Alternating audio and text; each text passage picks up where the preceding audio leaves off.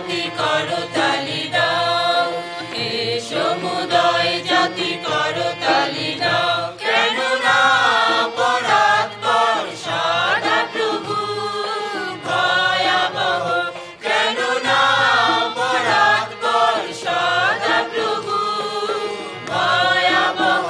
তিনি সমস্ত পৃথিবীর উপরে মহান রাজা, তিনি সমস্ত পৃথিবীর উপরে মহান রাজা। হে সমুদয় জাতি করতালি দাও, হে সমুদয় জাতি করতালি দাও। বই নাম্বার 5।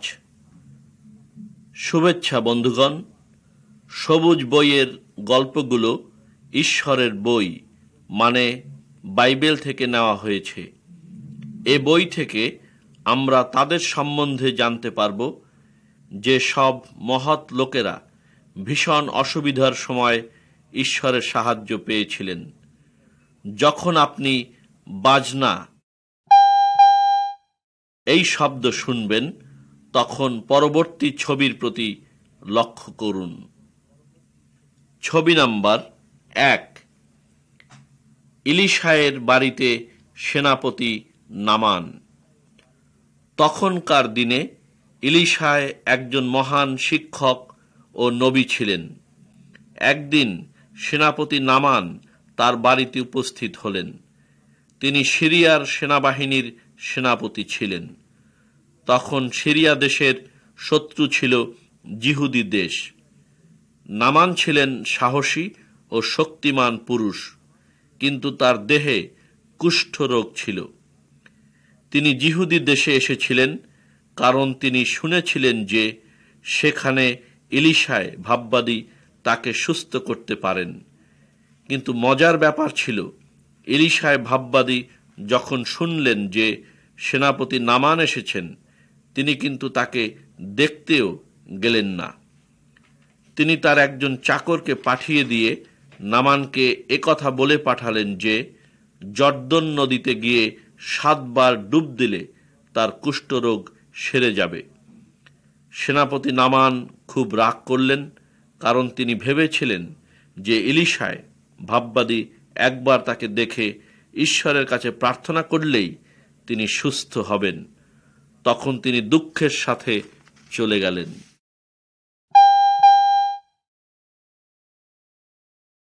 ছবি নাম্বার 2। নদীর জলে নামান। নামানের চাকররা তাকে অনুরোধ করল যেন তিনি রাগ বা গর্ব না করেন। অনেক অনুরোধের পর তারা তাকে ইলিশায়ের আদেশ মানতে বাধ্য করল। নামান জর্দন নদীতে 7 বার ডুব দিলেন। ছবিতে দেখুন, নামান খুব খুশি, কারণ তার সমস্ত কুষ্ঠরোগ ভালো হয়ে গেছে। কোনো মানুষকে ইলিশায় ভয় করেন না, কারণ তিনি মহান ঈশ্বরে বিশ্বাসী। তিনি জানতেন যে নামানের ঈশ্বর কিছুই করতে পারবে না, কিন্তু তিনি জানতেন যে মানুষকে অবশ্যই ঈশ্বরে বিশ্বাসী হতে হবে, তাতে সে সমস্ত অসুবিধার হাত থেকে রক্ষা পেতে পারে।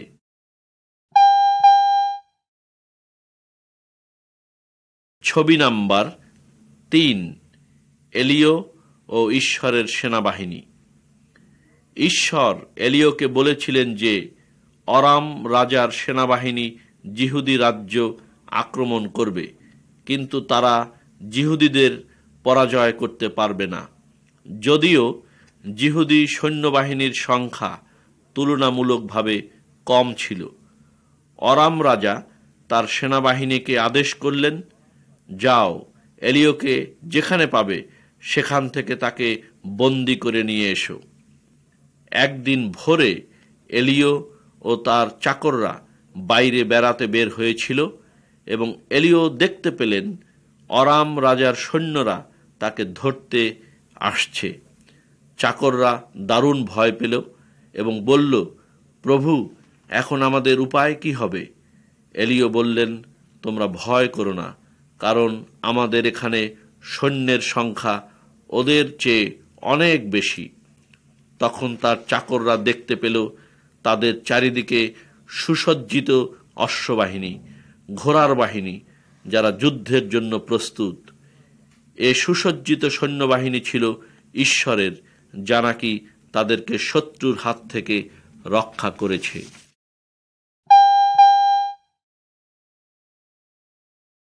ছবি নাম্বার 4, অন্ধ সেনাবাহিনীর সাথে এলিও। যখন অরাম রাজার সেনাবাহিনী এলিওর খুব কাছে এলো, তখন এলিও ঈশ্বরের কাছে প্রার্থনা করে বলেছিল, প্রভু, এদের চোখ তুমি অন্ধ করে দাও। তখনই সমস্ত সৈন্যদের চোখ অন্ধ হয়ে গেল। আর তিনি অন্ধ সৈন্যদের কাছে গিয়ে বললেন, আমাকে অনুসরণ করো, আমি তোমাদের সেই লোকটির কাছে নিয়ে যাব যাকে তোমরা ধরতে এসেছ। এলিও সমস্ত সৈন্যদের সমরীয় দেশে নিয়ে গেলেন। তিনি আবার ঈশ্বরের কাছে প্রার্থনা করলেন, প্রভু, এদের দৃষ্টি তুমি ফিরিয়ে দাও।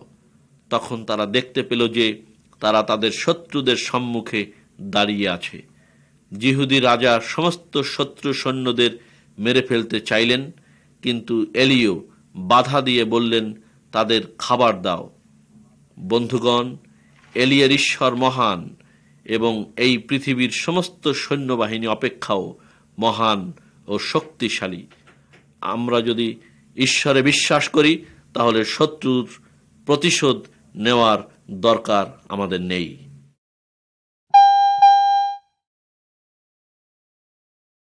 ছবি নাম্বার 5, সমরীয় অবরোধ। অরাম রাজার সৈন্যেরা আবার জিহুদি দেশ আক্রমণ করে। তারা অনেক দিন ধরে সমরীয় শহরটা অবরোধ করে রাখে। এর মধ্যে জিহুদিদের খাবারের সমস্যা দেখা দিল। ছবিতে দেখুন, জিহুদি রাজা প্রাচীরের উপর দিয়ে হাঁটছেন। 2 মহিলা তার কাছে এসে সাহায্য চাচ্ছেন। তারা এত ক্ষুধার্ত ছিল যে তারা তাদের শিশুদের খেয়ে ফেলেছে। রাজা জানতেন না যে তিনি কি করবেন। জিহুদি রাজা ঈশ্বরের উপর রাগ করেছিলেন, কারণ ঈশ্বর অরাম রাজার হাত থেকে তাদের রক্ষা করছেন না। তখন তিনি সিদ্ধান্ত করলেন ঈশ্বরের দাস এলিওকে মেরে ফেলবেন। তখন এলিও রাজাকে একটা সংবাদ দিয়ে বললেন, আগামী দিন এই রকম সময় সমরীয় শহরের ঢোকার গেটে আটা ও ময়দা বিক্রয় করা হবে। আর তা সত্যি ঘটেছিল।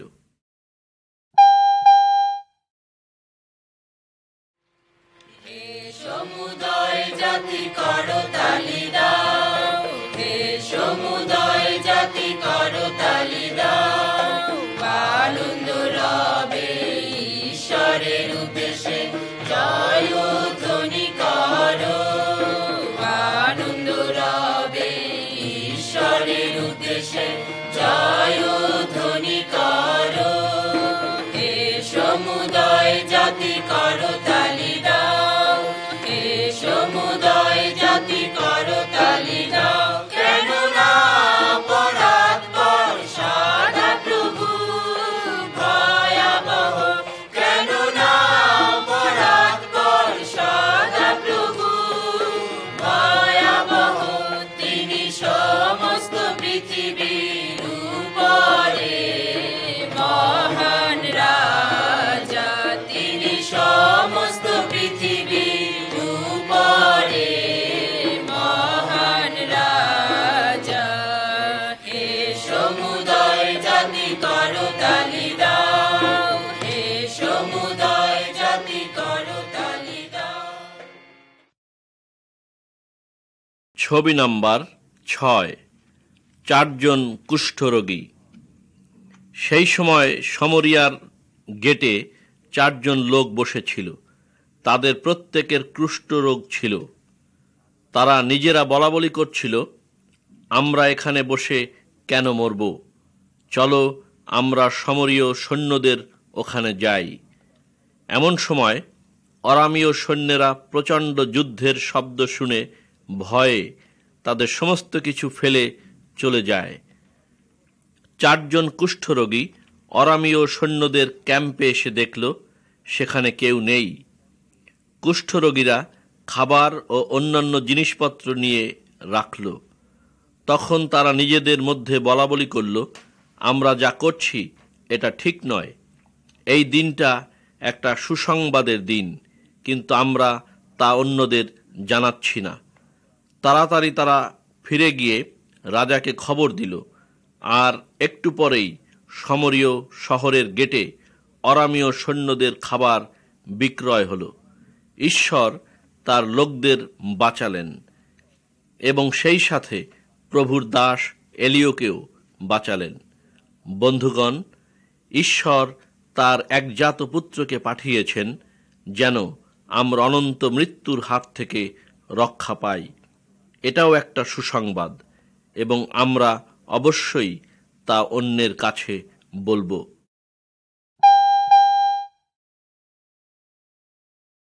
ছবি নাম্বার 7, ঈশ্বর হতে জোনার পলায়ন।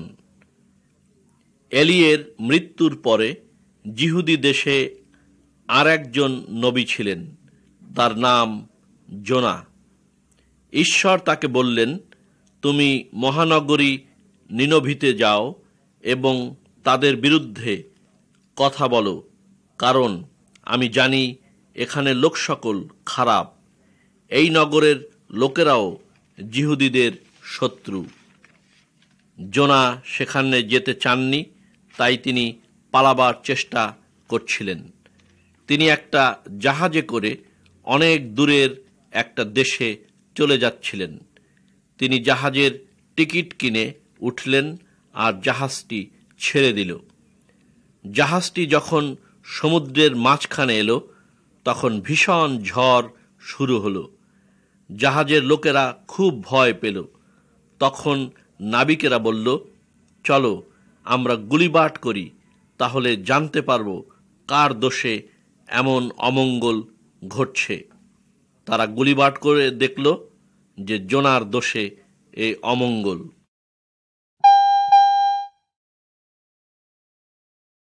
ছবি নম্বর 8, জোনা ও বড় মাছ। নাবিকেরা জোনাকে বলল, তুমি একই করছো? সে তাদের বলল যে সে ঈশ্বরের কাছ থেকে দূরে পালিয়ে যাচ্ছিল। তখন তারা তাকে বলল, আমরা এই ঝড়কে থামানোর জন্য কি করব? জোনা উত্তর দিল, তোমরা আমাকে সমুদ্রে ফেলে দাও। আমি জানি এ বিপদের জন্যে একমাত্র আমি দায়ী। তারা জোনাকে সমুদ্রে ফেলে দিতে চাইল না, কিন্তু ঝড়ের বেগ বাড়তেই লাগলো। তখন আর কোন উপায় না দেখে তাকে সমুদ্রে গভীর জলে ফেলে দেওয়া হলো। যদিও তাকে সমুদ্রে ফেলে দেওয়া হয়েছিল, তবুও সে মারা যায়নি। ছবিতে দেখুন, একটা মস্ত বড় মাছ তাকে গিলে ফেলছে। 3 দিন যাবৎ জোনা এই মাছটির পেটে ছিল। পরে মাছটি জোনাকে সমুদ্রের তীরে শুকনা স্থানে বের করে রেখে গেল।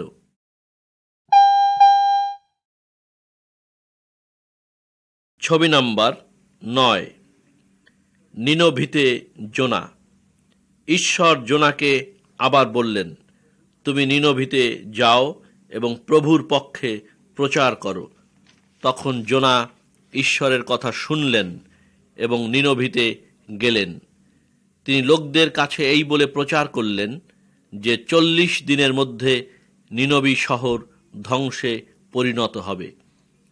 রাজা সহ সমস্ত লোক সাহায্যের জন্যে ঈশ্বরের কাছে ক্রন্দন সহকারে বিনতি জানাতে লাগলো। তারা সবাই খারাপ পথ ছেড়ে ঈশ্বরের পথে আসলো, তাই ঈশ্বর নিনভি ধ্বংস করলেন না। বন্ধুগণ, আমরা সবাই জোনার মতো এবং নিনভির লোকের মতো। আমরা সবাই ঈশ্বরের আদেশ অমান্য করেছি এবং খারাপ কাজ করছি। আমরা শাস্তি পাবার যোগ্য, কিন্তু ঈশ্বর আমাদের ভালোবাসেন। তিনি যীশু খ্রিস্টকে পাঠিয়েছেন যেন আমরা তার কথা শুনে পাপের পথ ছেড়ে দিই। যিশু আমাদের বাঁচানোর জন্যে ক্রুশে মরেছেন। তিনি 3 দিন কবরে ছিলেন, যেমন যোনা 3 দিন মাছের উদরে ছিলেন। যিশু খ্রিস্ট মৃত্যুকে জয় করে জীবিত হয়েছেন। আমরা যারা পাপের পথ ছেড়ে ঈশ্বরকে অনুসরণ করেছি, তারা সবাই অনন্ত জীবন আমরা পাব।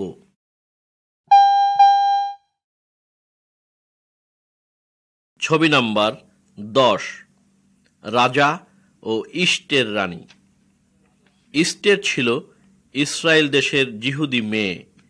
তার পিতামাতার মৃত্যুর পর তার কাকা মর্দেকেও তার দেখাশোনার ভার নিয়েছিলেন। ইস্টের ও মর্দেকেও ইসরায়েলের লোক দ্বারা বন্দী হয়ে পারস্য দেশে নিতে হলেন। পারস্য দেশের রাজা খুব শক্তিশালী রাজা ছিলেন। সমস্ত লোকেরাই তাকে ভয় করত। যখন রানী তার অবাধ্য হলেন, তখন রাজা অন্য একজনকে রানী করার চিন্তা নিলেন। তখন তিনি তার রাজ্যের সমস্ত সুন্দরী মহিলাদের রাজবাটিতে আনালেন। তাদের মধ্যে রাজা ইস্টেরকে রানী হিসাবে পছন্দ করলেন, কিন্তু ইস্টের রানী কাউকে বললেন না যে তিনি একজন জিহুদি।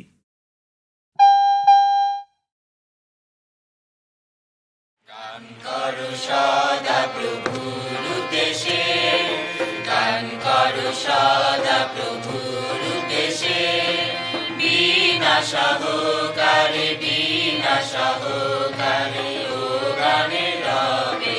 গান করো সদা প্রভুর উদ্দেশ্যে, গান করো সদা প্রভুর উদ্দেশ্যে, তুরীয় ভেরি বাদ্য সহকারে, রাজা সদা প্রভু সম্মুখে, তুরীয় ভেরি বাদ্য সহকারে, রাজা সদা প্রভু সম্মুখে, জয় ধ্বনি করো। গান করো সদা প্রভুর উদ্দেশ্যে, গান করো সদা প্রভুর উদ্দেশ্যে। ছবি নাম্বার 11, মর্দকয়ের অস্বীকার।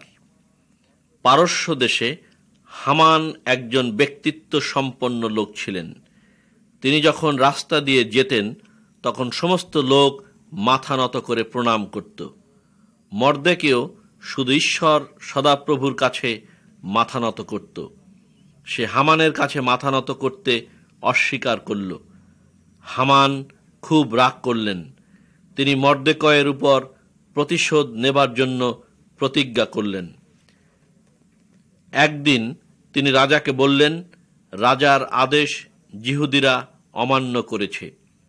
চক্রান্ত করে একটা নূতন আইন করল হামান, যাতে করে সমস্ত জিহুদিদের মেরে ফেলতে পারে। হামান রাজাকে অনেক অর্থ টাকা করি দিয়ে আইনটাকে পাশ করিয়ে নিলেন। হামান সমস্ত দেশবাসীকে জানালো যে বিশেষ দিনে সমস্ত জিহুদিকে হত্যা করা হবে। হামান নিজেই একটা ফাঁসি কাষ্ঠ তৈরি করল, যাতে মর্দেকয়কে ফাঁসি দেওয়া যায়। মর্দেকয় ইস্টের রানীকে জানালো যে সে রাজার কাছে যায় এবং সমস্ত ঘটনা জানায়, কিন্তু ইস্টের রানী জানালেন যে রাজার তলব ছাড়া যদি কেউ রাজার কাছে যায়, তাহলে তাকে মৃত্যুদণ্ড পেতে হবে। তাই সে সমস্ত জিহুদিদের প্রার্থনা করতে বলল। যদিও তাকে মৃত্যুদণ্ড পেতে হবে, তবুও রাজার তলব ছাড়া সে রাজার সঙ্গে দেখা করতে চাইল।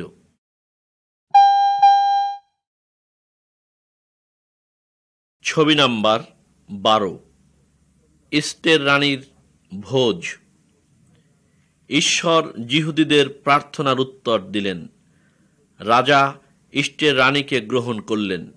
সে রাজাকে ভোজে নিমন্ত্রণ করল, সে সঙ্গে হামানকেও করল। বিশেষ ভোজে যোগ দিয়ে রাজা ইস্টের রানীকে বললেন, তুমি আমার কাছে কি চাও?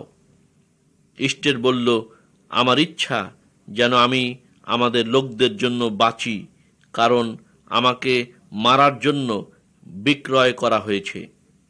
রাজা বললেন, কার এত বড় সাহস এই কাজ করার? আর এস্টের রানী বলল, আমাদের শত্রু এই দুষ্ট লোক হামান। রাজা শুনে ভীষণ রাগ করলেন যে হামান এই দুষ্ট কাজের নায়ক। রাজা হামানকে তার নিজের তৈরি ফাঁসি কাষ্ঠে ফাঁসি দিলেন, যেখানে সে মর্দেকয়কে ফাঁসি দিতে চেয়েছিল।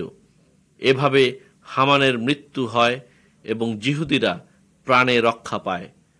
বন্ধুগণ, এস্টের রানী মৃত্যুর জন্য প্রস্তুত ছিল, যদি তাতে তার লোকদের প্রাণ বাঁচে। এই একইভাবে যীশুখ্রিস্ট মৃত্যুবরণ করেছেন যেন আমরা অনন্ত জীবন পাই।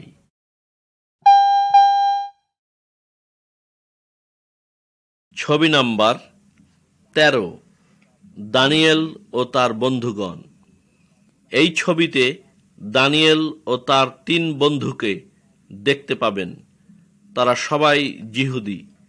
তাদেরকে জিহুদিদের শত্রুরা বন্দী করে বাবিল দেশে নিয়েছে। বাবিলের রাজা চেয়েছিল যেন তারা তার জন্যে কাজ করেন, আর তাই তাদের বাবিল দেশের ভাষা ও রীতিনীতি শিখতে হয়েছিল। কিন্তু তারা রাজ খাবার খেতে অস্বীকার করল। জিহুদিদের ব্যবস্থা অনুযায়ী এ খাবার খাওয়া নিষিদ্ধ ছিল। তারা জানত ঈশ্বরের বিধিবিধান মেনে চলতে হবে এবং তাকে সম্মান করতে হবে। তাই তারা বলল, আমরা কেবল সবজি তরকারি খাবো ও পানি পান করব। যে লোক তাদের দেখাশোনা করত সে ভয় পেল যে এরা তাহলে রোগা হয়ে পড়বে, কিন্তু এরাই সবচেয়ে স্বাস্থ্যবান ও বিজ্ঞবান হয়ে উঠল বাবিলের যুবকদের মধ্যে।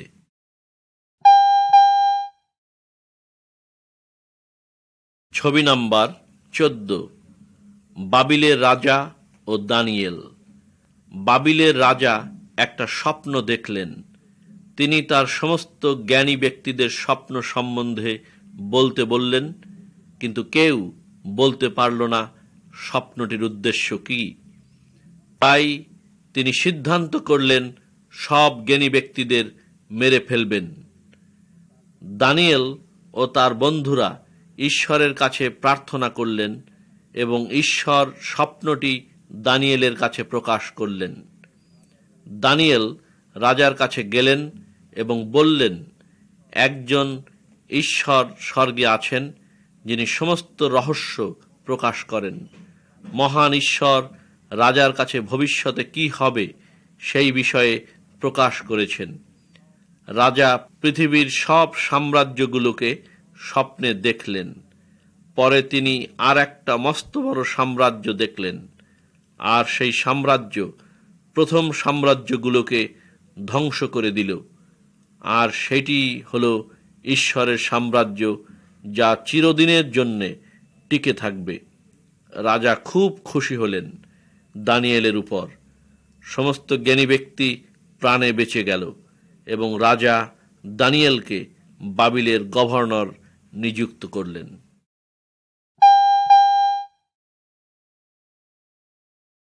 ছবি নাম্বার 15, স্বর্ণমূর্তি। বাবিলের রাজা একটা বিরাট স্বর্ণমূর্তি তৈরি করলেন। তিনি সমস্ত রাজ কর্মচারীদের ডাকলেন সেই স্বর্ণমূর্তিটি দেখার জন্য।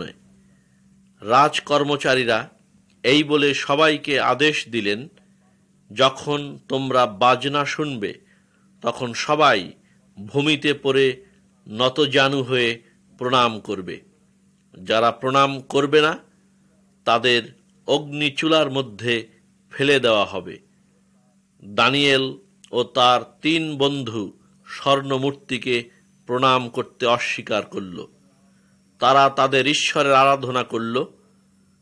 কয়েকজন লোক গিয়ে রাজাকে বলল, কয়েকজন জিহুদি লোক আপনার আদেশ অমান্য করেছে। তারা স্বর্ণমূর্তির সামনে নত জানু হয়নি এবং আরাধনাও করেনি।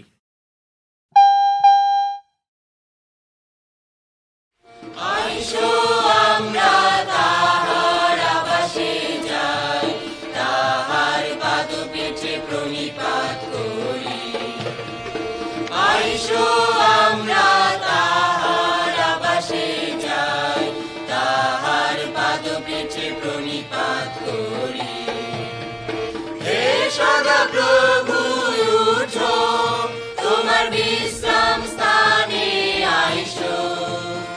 হে সদা প্রভু উঠো, তোমার বিশ্রাম স্থানে আইসো। তুমিও তোমার শক্তির সিন্ধু গাইসো। তোমার যাজকগণ ধার্মিকতা পরিহিত সাধুগণ আনন্দ গান করুন। হালেলুয়া হোসান্না, হালেলুয়া, হালেলুয়া হোসান্না, হালেলুয়া, হালেলুয়া হোসান্না, হালেলুয়া, হালেলুয়া হোসান্না, হালেলুয়া। আইসো আমরা তাহার আবাসে যাই, তাহার পাদপীঠে প্রণিপাত করি। ছবি নাম্বার 16, অগ্নিচুলা। রাজা শদ্রক, মৈশক ও অবেদনগোকে ডেকে পাঠালেন। তিনি তাদের বললেন, তোমরা যদি স্বর্ণমূর্তিকে প্রণাম না করো তবে তোমাদের অগ্নিচুলায় ফেলে দেওয়া হবে। তোমরা কি মনে করো যে তোমাদের ঈশ্বর তোমাদের রক্ষা করবে? তারা বললেন, আমরা যে ঈশ্বর সদাপ্রভুর সেবা করি তিনি আমাদের উদ্ধার করতে পারেন। যদি তিনি আমাদের উদ্ধার নাও করেন তবুও আমরা স্বর্ণমূর্তিকে প্রণাম করব না। শেষে রাজা শদ্রক, মৈশক ও অবেদনগোকে ফেলে দিলেন। হঠাৎ রাজা চিৎকার করে বললেন, দেখো দেখো, অগ্নিচুলার মধ্যে 4 জন লোক হাঁটছে এবং চতুর্থ জন মনে হচ্ছে ঈশ্বরের পুত্র। রাজা যখন তাদের অগ্নিচুলা থেকে বের করে আনলেন, দেখা গেল যে তাদের শরীরের কোনো অংশ আগুনে পুড়ে নাই। রাজা বললেন, শদ্রক, মৈশক ও অবেদনগোর ঈশ্বর একজন স্বর্গদূতকে পাঠিয়ে এই ঈশ্বরের সন্তানদের আশ্চর্যভাবে রক্ষা করেছেন। এই পৃথিবীর অন্য কোন ঈশ্বর এই রকম ভাবে উদ্ধার করতে পারেন না।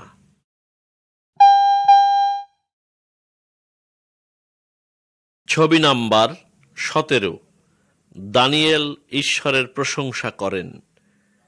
বেবিলনে রাজা একজন মহান দক্ষতা সম্পন্ন লোক ছিলেন। অন্যান্য রাজকর্মচারী ও বড় কর্মকর্তারা দানিয়েলের উপর ভীষণ হিংসা করত। রাজকার্যে দানিয়েলের কোনো দোষ ত্রুটি পাওয়া যায়নি এবং তিনি ছিলেন রাজার একান্ত বাধ্য কর্মচারী। তখন দানিয়েলের শত্রুরা রাজার কাছে গিয়ে বলল, রাজা, একটি আদেশ জারি করুন। যদি কেউ রাজা ছাড়া অন্য দেবতা বা ঈশ্বরের কাছে প্রার্থনা করে তবে তাকে সিংহের গর্তে ফেলে দেওয়া হবে। ওই লোকদের অনুরোধ অনুযায়ী রাজা একটি নূতন আদেশ জারি করলেন। দানিয়েল এই নূতন আদেশের কথা শুনলেন, কিন্তু তবুও তিনি প্রতিদিন ঈশ্বর সদাপ্রভুর কাছে প্রার্থনা করলেন। যখন তার শত্রুরা দেখল যে দানিয়েল তার ঈশ্বরের কাছে প্রার্থনা করছে, তখন তারা রাজার কাছে গেল এবং জানালো যে দানিয়েল তার আদেশ অমান্য করছে।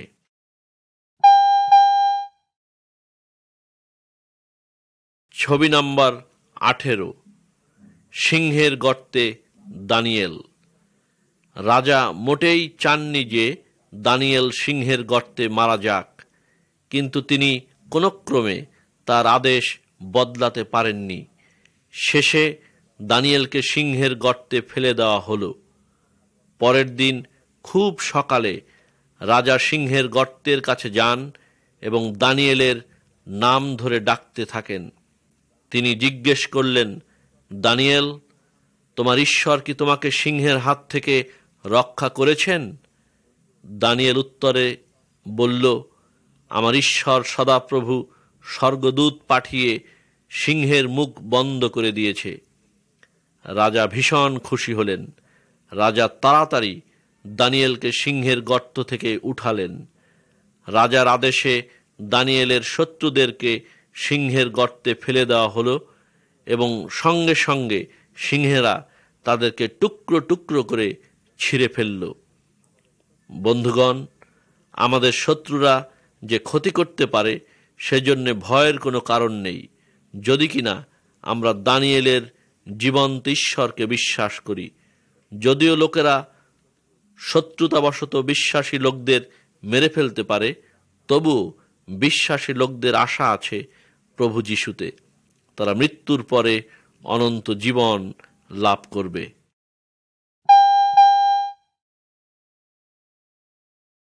ছবি নাম্বার 19। রাজার সম্মুখে নহিমীয়। নহিমীয় একজন বিশ্বাসী যিহুদি ছিলেন।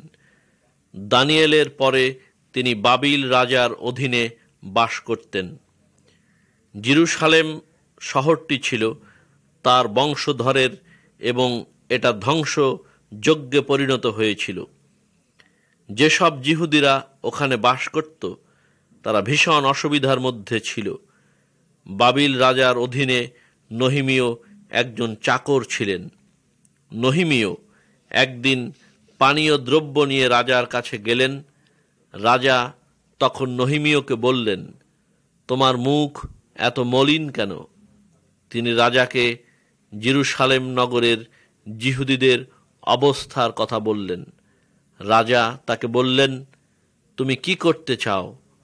নহিমীয় নীরবে প্রার্থনা করলেন ও বললেন, আমাকে আমার পিতার বাসস্থানে ফেরত পাঠান, যেন আমি সেই নগর নূতন করে তৈরি করতে পারি।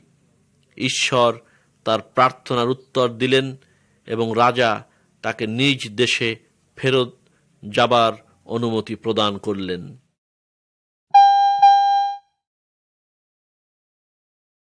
ছবি নাম্বার 20। নহিমীয় ধ্বংস শহর পরিদর্শন করেন। রাজা জেরুসালেম নগর নির্মাণের জন্য নহিমীয়কে অনেক সামগ্রী ও লোকজন দিয়ে সাহায্য করলেন। তারা বাবিল দেশ থেকে জেরুসালেমে গেলেন। যিহুদিদের শত্রুরা নহিমীয়ের কথা শুনলেন। তারা খুবই রাগান্বিত হল। তারা চায়নি কেউ যিহুদিদের সাহায্য করে। নহিমীয় তাদেরকে মোটেই ভয় পায়নি। তিনি প্রথমে জেরুসালেম নগর পরিদর্শনকালে সমস্ত ধ্বংসপ্রাপ্ত দেওয়ালগুলো দেখে আসলেন। তিনি রাতের অন্ধকারে গিয়ে পরিদর্শন করেছেন বলে কেউ তাকে চিনতে পায়নি। পরের দিন সকালে নহিমীয় সমস্ত যিহুদিদের ডেকে বললেন, আসুন আমরা জেরুসালেমের ধ্বংসপ্রাপ্ত দেয়াল আবার পুনর্নির্মাণ করি। এতে আমাদের জাতির কলঙ্ক কিছুটা লাঘব হবে। তিনি লোকদের বললেন, ঈশ্বর আমাদের সহায় আছেন, তাই আমরা কোনো শত্রুর ভয় করব না। তাই সমস্ত যিহুদিরা নহিমীয়ের সাথে একযোগে কাজ করার জন্যে রাজি হল। অল্পকাল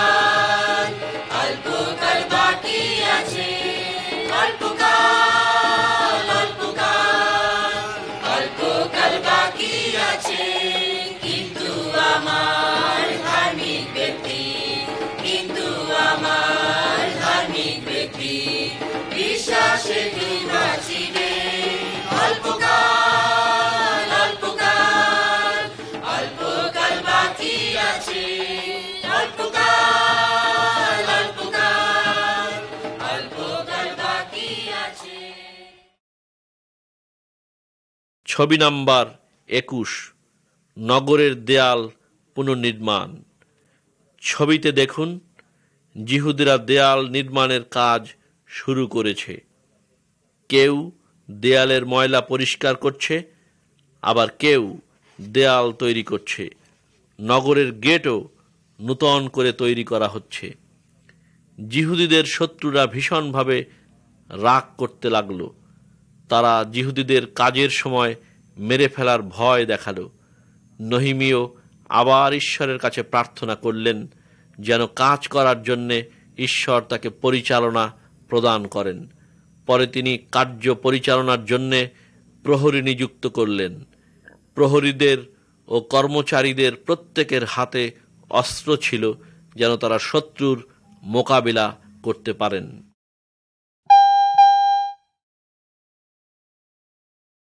ছবি নাম্বার 22, জেরুসালেম নগরীর দেয়ালের কাজ যখন শেষ হলো, তখন সমস্ত জিহুদিরা একত্র হলো।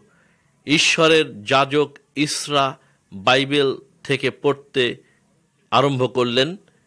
অনেকে ঈশ্বরের বাক্য শুনে কাঁদতে শুরু করল। তারা জানতো যে তারা ঈশ্বরের অবাধ্য হয়েছিল, আর সেই কারণেই ঈশ্বর শত্রু দ্বারা জেরুসালেম নগরকে ধ্বংসে পরিণত করেছিলেন। জিহুদিরা পাপের পথ থেকে ফিরে ঈশ্বরকে আবার অনুসরণ করতে চেয়েছিল।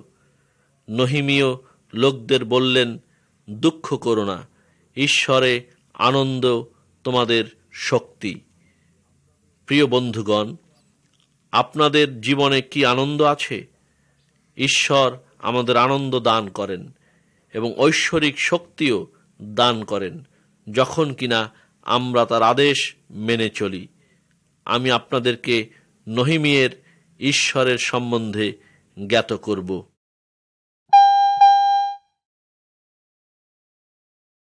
ছবি নাম্বার 23, যিশু ক্রুশে।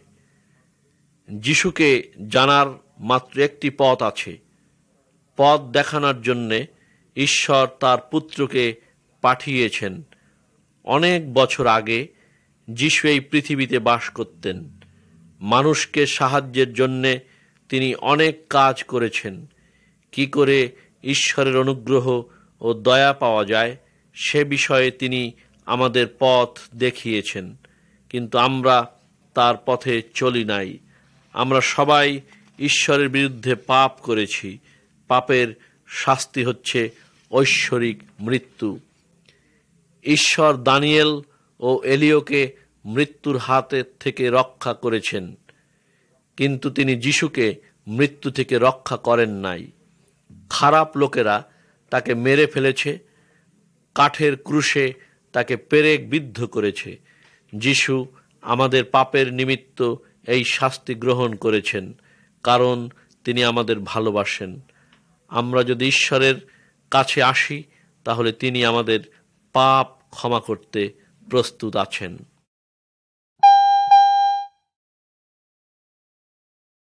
ছবি নাম্বার 24, যিশু অনন্ত জীবনের পথ দেখান।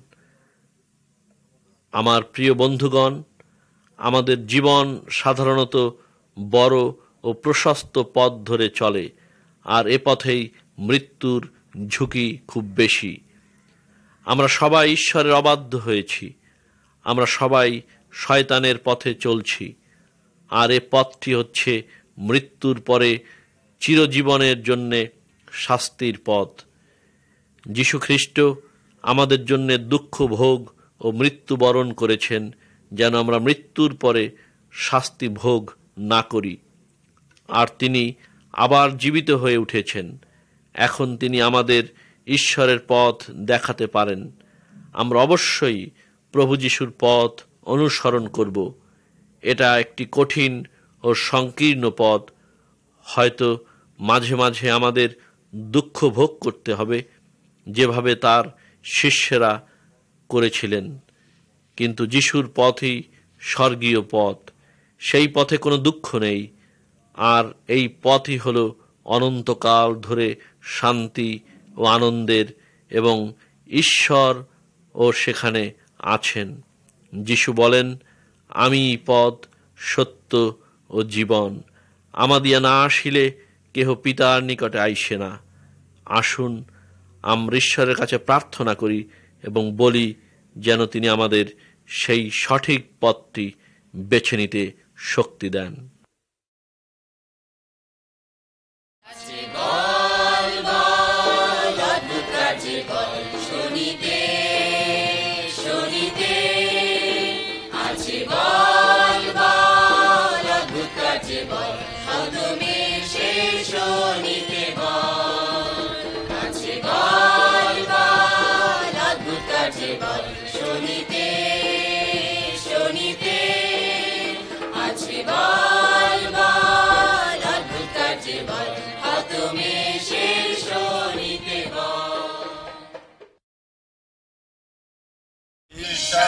সমগ্র যুদ্ধ সজ্জা করিলাম, খ্রিস্ট সেনা দল চলে চলে চল, স্বর্গস্থানে যুদ্ধ আজি খ্রিস্ট সেনা দল চলে চলে চল, সত্য কোটি বন্ধনীতে বদ্ধ করিলাম, সত্য সেনা দল চলে চলে চল, স্বর্গস্থানে যুদ্ধ আজি খ্রিস্ট সেনা দল চলে চলে চল, ধার্মিকতার বুকপাটা পরিধান করিলাম, ধার্মিক সেনা দল চলে চলে চল, স্বর্গস্থানে যুদ্ধ আজি খ্রিস্ট সেনা দল চলে চলে চল, সুসমাচার রূপাদুকায় পা দিয়ে দাঁড়াও, শান্তি সেনা দল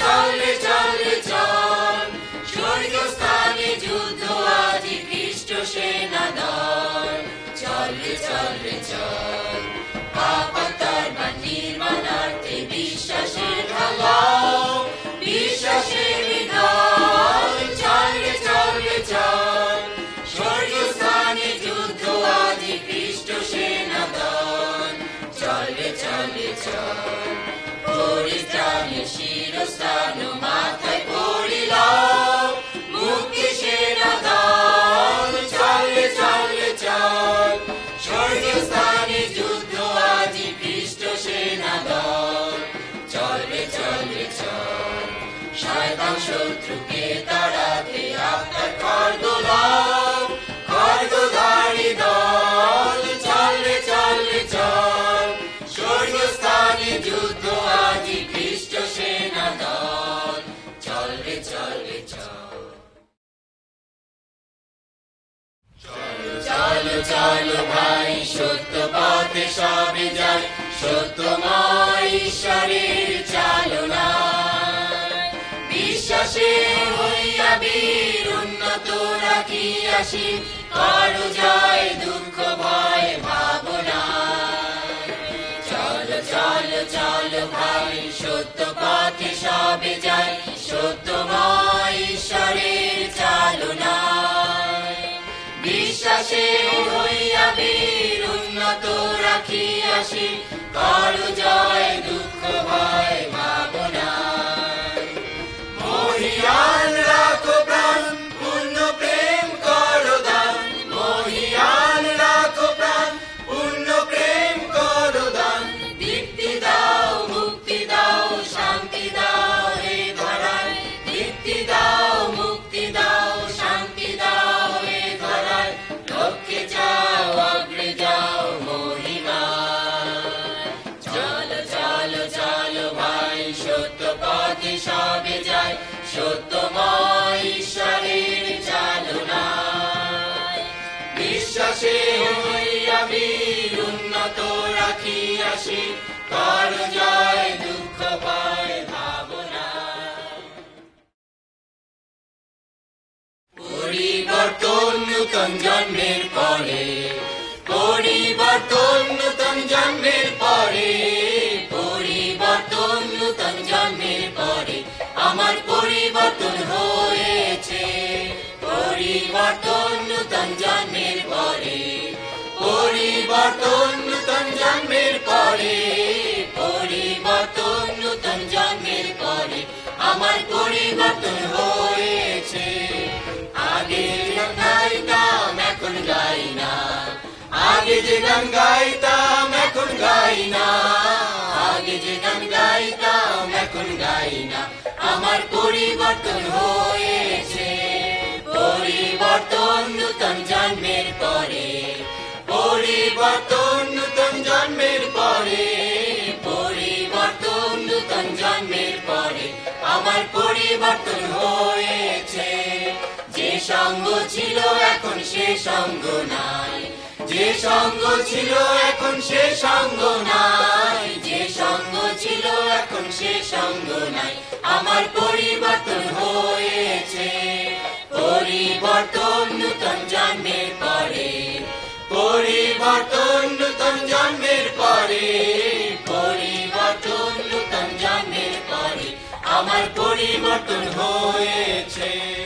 যিশু আমার পাপের জন্য, যিশু আমার পাপের জন্য, যিশু আমার পাপের জন্য ক্রুশে মরণ ভুগেছে। পরিবর্তন নূতন জন্মের পরে, পরিবর্তন নূতন জন্মের পরে, পরিবর্তন নূতন জন্মের পরে আমার পরিবর্তন হয়েছে। যিশুর জন্য আমি সাক্ষ্য দিব, যিশুর জন্য আমি সাক্ষ্য দিব, যিশুর জন্য আমি সাক্ষ্য দিব, আমার পরিবর্তন হয়েছে। পরিবর্তন নূতন জন্মের পরে, পরিবর্তন নূতন জন্মের পরে, পরিবর্তন নূতন জন্মের পরে আমার পরিবর্তন হয়েছে। যিশু খ্রিস্ট শীঘ্র আসে, যিশু খ্রিস্ট শীঘ্র আসে, যিশু খ্রিস্ট শীঘ্র আসে, তোমরা প্রস্তুত হও সবে। পরিবর্তন নূতন জন্মের পরে, পরিবর্তন নূতন জন্মের পরে, পরিবর্তন নূতন জন্মের পরে আমার পরিবর্তন হয়েছে।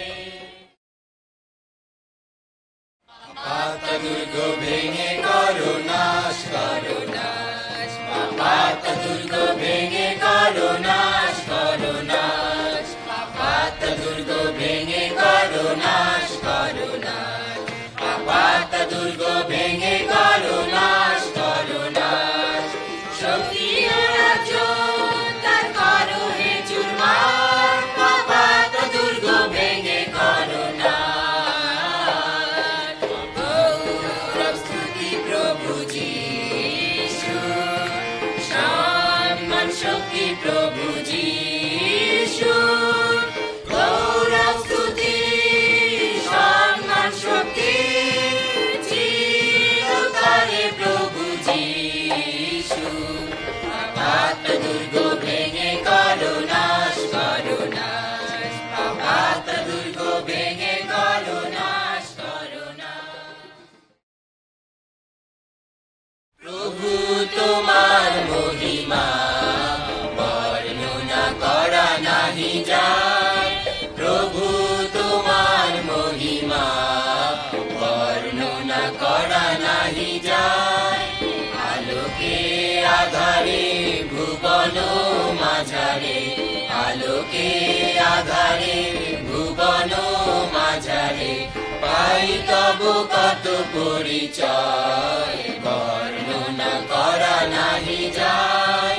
প্রভু তোমার মহিমা বর্ণনা করা নাহি যায়। যদি দিবানিশি ভরি প্রশংসা করি, দিবানিশি ভরি প্রশংসা করি, শেষ কবু হবে না কোয়ার, বর্ণনা করা নাহি যায়। প্রভু তোমার মহিমা বর্ণনা করা নাহি যায়। ভাঙিবে ভাঙিবে বারে শয়তানের দুর্গ ভয়ঙ্কর ভাঙিবে ভাঙিবে ভাঙিবে বারে শয়তানের দুর্গ ভয়ঙ্কর মহাভূমিকম্প হবে ভাবে ভেঙে যাবে পাপ দুর্গ রবে না কুয়ার মহাভূমিকম্প হবে ভাবে ভেঙে যাবে পাপ দুর্গ রবে না কুয়ার এই শয়তানের দুর্গ ভয়ঙ্কর ভাঙিবে ভাঙিবে ভাঙিবে